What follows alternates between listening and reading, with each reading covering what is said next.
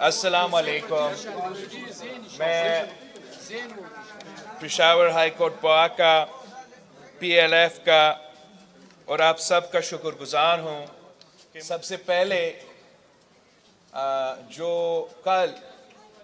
دہشت گردی کا واقعہ ٹی آئی خان میں ہوا اس کا میں مزاحمت کرنا چاہتا ہوں، اور مجھے جس طریقے سے اس دہشت گردی میں اضافہ ہو رہا ہے اس لیے افسوس ہے کہ ہم سب نے مل کے اتنے قربانیاں دیے تھے تاکہ اس کا دہشت گردی کا خاتمہ ہو. خاص طور پہ جو پختونخوا کے عوام ہے، جو پختونخوا کی پولیس ہے، جو پختونخوا میں ہمارا فوجی سپاہی ہے، جو پختونخوا کے لائرز ہے، جو پختونخوا کے ہر طبقے سے تعلق رکھنے والے لوگ ہیں، وہ تو دہشت گردی کے مقابلے میں صف اول کا کردار ادا کر رہے تھے اور ان کا قربانیاں سب سے زیادہ ہیں. اور یہ ہمارے تمام شہیدوں کے ساتھ جس طریقے سے وہ ساری قربانیاں بھول کے ہمارا ایک جو پوزیشن میں نے حاصل کیا تھا کہ دنیا میں آنا شروع ہو گیا کہ پاکستان نے اپنے ہاں ایٹ لیسٹ دہشت گردوں کا بیک بون توڑا. ہم نے پتہ نہیں کیسے اور کیوں ان کو عوام سے پوچھے بغیر، پارلیمان کو اعتماد میں لیے بغیر،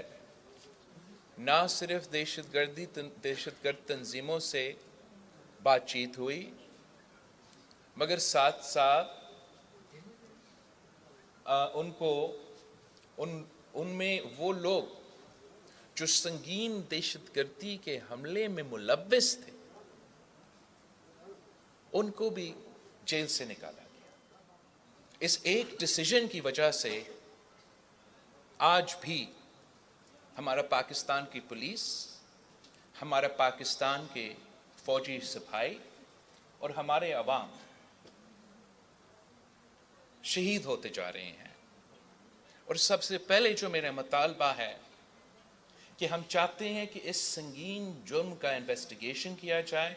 احتساب ہو، ملک اور قوم کو بتایا جائے، ان شہیدوں کو بتایا جائے، اے پی ایس کے شہداء کو بتایا جائے کہ ان کے خون پہ سودا کیسے ہوا، کیوں ہوا، کس نے کیا.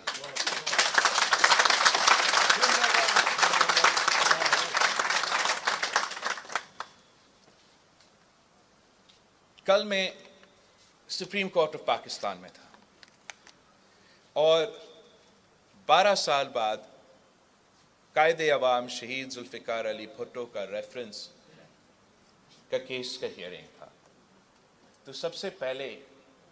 میں آپ تمام وکلاء کا شکریہ ادا کرنا چاہتا ہوں جنہوں نے اتنے سال جدوجہد کی کہ قائد عوام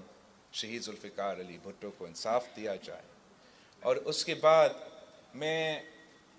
جسٹس قاضی فائز عیسیٰ کا شکر گزار ہوں، ان تمام جج صاحبان کا شکر گزار ہوں کہ آخر کار ہمیں یہ موقع دیا جا رہا ہے. ہم چاہتے ہیں کہ ہم اس جوڈیشل ریفرنس سے ضرور قائد عوام شہید ذوالفقار علی بھٹو کو اس طریقے سے انصاف دلوایا جائے کہ تاریخ کو درست کیا جائے، لا بکس کو درست کیا جائے، اپنے آرڈرز کو درست کیا جائے، ان سب کو بے نقاب کیا جائے جو اس قتل میں ملوث تھے، چاہے وہ عامر تھا، چاہے وہ اس وقت کے جو اس جرم میں ملوث تھے. اٹ از آفن سیڈ کہ جو شہید ذوالفقار علی بھٹو کا کیس کا وہ جو کیس ہے اس کو کبھی پاکستان کی تاریخ میں ایک پریسیڈنٹ کے طور پہ استعمال نہیں کیا گیا. کسی نے پاکستان اس کیس کے بعد کوئی ایسا جج نہیں رہا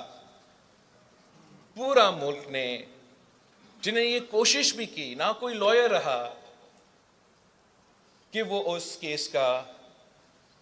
ایگزامپل دے. مگر یہ کہنا کہ وہ پریزیڈنٹ نہیں رہا، یہ غلط ہوگا.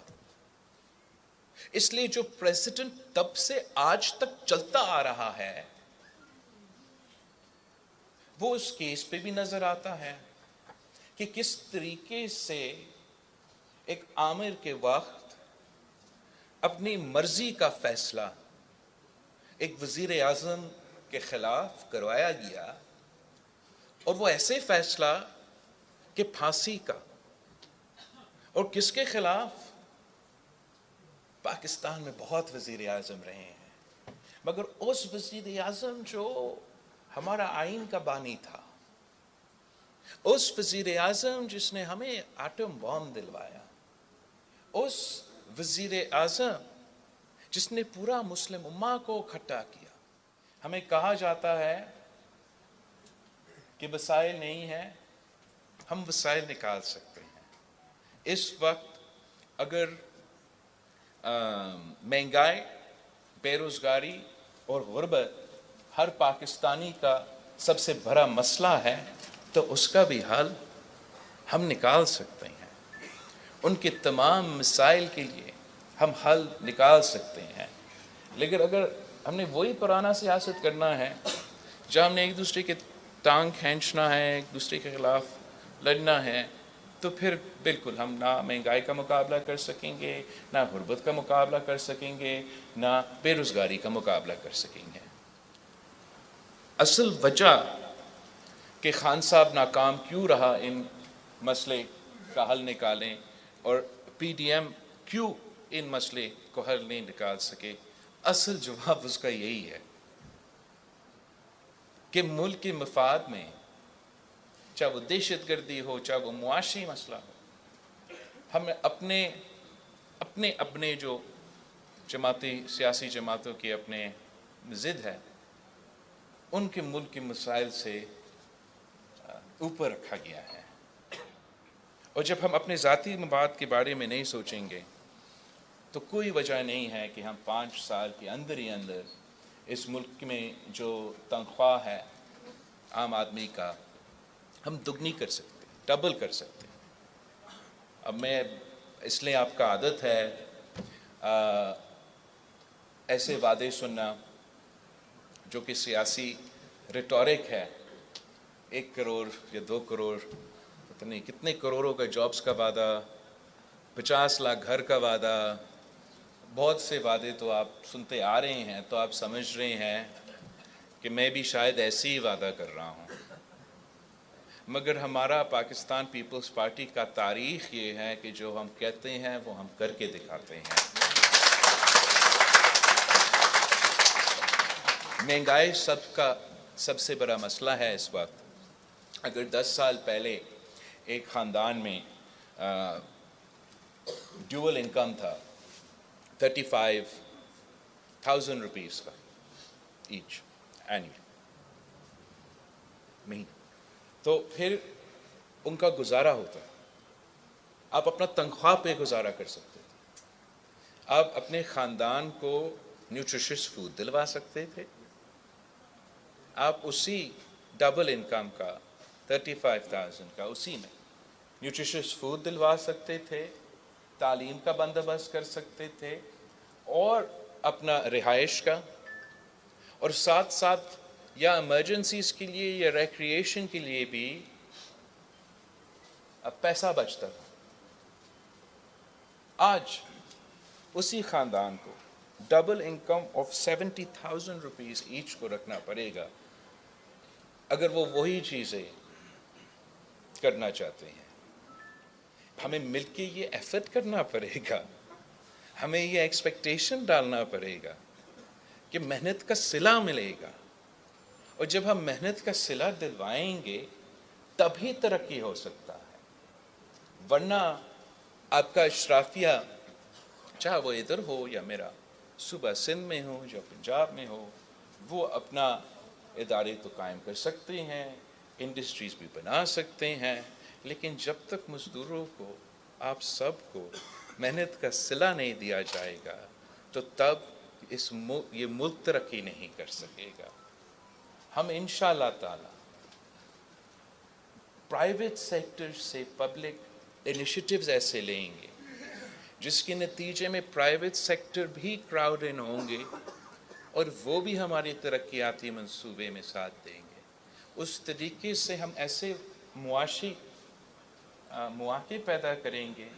जहाँ हम साथ साथ इंसिस्ट करेंगे कि मेहनत का सिला। क्या आपको मालूम है कि कायदे अवाम शहीद जुल्फ़िकार अली भुट्टो के वक्त में public sector investment was 12% of GDP। तो आप जितना अपने पब्लिक वर्क्स में, पब्लिक इंफ्रास्ट्रक्चर में हुकूमत इन्वेस्ट करता था, that was 12% ऑफ GDP। किसी को मालूम है कि आज हमारा जो इन्वेस्टमेंट है पब्लिक सेक्टर की तरफ, कितना हम जो खर्च करते हैं वो as a percentage of GDP कितना है? 2%। तो अगर हम इन्वेस्ट ही नहीं करेंगे और अपने मुल्क में इन्वेस्ट ही नहीं करेंगे तो वो जो तरक्की हर कोई इसका जिक्र करता है, उस तरक्की का बंदोबस्त कैसे करें? अगर हम ना सिर्फ हुकूमत की तरफ से मगर प्राइवेट सेक्टर की तरफ से पब्लिक वर्क्स इनिशिएटिव शुरू करें। क्लाइमेट चेंज एक बहुत बड़ा मसला है, हमने वैसे ही अपना इंफ्रास्ट्रक्चर को सर्वाइव करने के लिए पाकिस्तान को अपना इंफ्रास्ट्रक्चर को अडेप्ट करना पड़ेगा। अगर इसी में पख्तूनख्वा से लेके सिंध तक हम सैलाब में मुतासर होते हैं ना, तो इसी में हम अपने रोड्स, हमारा इरिगेशन नेटवर्क्स, हमारा पूरा निज़ाम को क्लाइमेट रिजिलियंट बनाएं, तो उसमें हम अपना पब्लिक वर्क्स टारगेट भी हासिल कर सकते हैं, लोगों को रोज़गार भी दिलवा सकते हैं और साथ साथ प्राइवेट सेक्टर को भी इनकरेज कर सकते हैं कि इस काम में शामिल हो। बिजली का जो मसला है आप सब उससे गुजर रहे हैं। बिजली का जो बिल है इसका शिकायत जगह जगह से आ रहा है और जो पसमानदा इलाके से ताल्लुक़ रखते हैं, जब कोई सियासतदान कहता है ना कि मैंने लोड शेडिंग ख़त्म किया, पता नहीं कहाँ से लोड शेडिंग आए, तो जो पसमानदा इलाके से ताल्लुक़ रखते हैं वो जब ऐसे बयान सुनते हैं वो समझते हैं ये कौन सा पाकिस्तान है जिसमें कोई वक्त था जहाँ लोड शेडिंग नहीं था। अब तो हमारा इतना महंगाई हो चुकी है तो आप वो बिजली का बिल दे भी नहीं सकते हैं। साथ साथ हमारा मौसमी तब्दीली के जो नुकसानात है वो पूरी दुनिया के सामने है। तो क्यों नहीं हम हर डिस्ट्रिक्ट में एक ग्रीन एनर्जी पार्क बनाएं, जहाँ सोलर है वो सोलर हो, जहाँ विंड है वो विंड हो, जहाँ रिवराइन हाइडल है वो हाइडल भी हो, जो भी मुख्तलिफ तरीक़ेकार है। और अगर हर डिस्ट्रिक्ट में या हर डिवीज़न में पहले फिर हर डिस्ट्रिक्ट में पब्लिक प्राइवेट पार्टनरशिप के नाम पे हम ग्रीन एनर्जी जोन बनाएं, सूबाई हुकूमत ज़मीन दे और सूबाई हुकूमत का जो शेयर है, जो इक्विटी है वो ज़मीन होगा, बाकी प्राइवेट सेक्टर आए बैरून मुल्क से, अपने मुल्क से वो पब्लिक प्राइवेट पार्टनरशिप की मॉडल में हमें सोलर फार्म दिलवा दे, विंड फार्म दिलवा दे, रिवराइन पे हमें हाइडल एनर्जी दिलवा दे और फिर हम लोकली जो मुकामी लोग हैं जो उसके इर्द गिर्द रहते हैं उनको कम कीमत का बिजली भी पहुंचा सकते हैं, मौसमी तब्दीली का भी मुकाबला कर सकते हैं, महंगाई का भी मुकाबला कर सकते हैं। ये मुमकिन है, खैर मुमकिन नहीं है बस अगर आप 18 महीने मिले या 3 महीने मिले, अगर आपका मंशूर ये होगा, मकसद ये होगा कि आपको जेल में डालूंगा, तो जेल में डालेंगे शायद आप, उस काम में शायद सब कामयाब रहे हैं, लेकिन आपको इतना आसान तरीके से इतना बड़ा मसाइल हमने निकालना है, वो तो उसको थोड़ा सा तवज्जो दे।